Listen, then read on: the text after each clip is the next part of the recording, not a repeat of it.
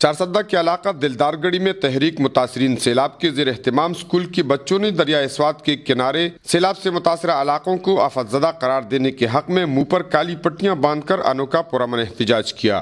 8 ماہ گزرنے کے باوجود پل پر کام شروع نہ ہونے کی وجہ سے دریا کی دوسری جانب اسکول جانے کے لیے بچوں نے دریا میں خاموش واقع کیا۔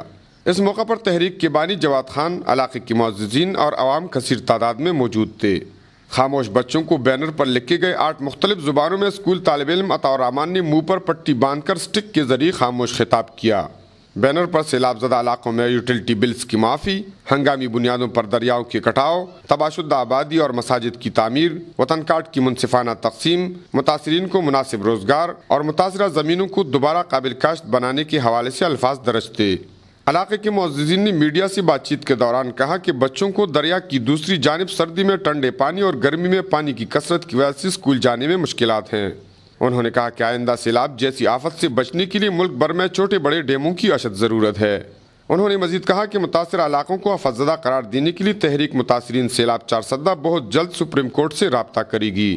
کیمرہ مین محمد جان دلسوز کے ساتھ کفایت اللہ، اے نیوز، چارسدہ۔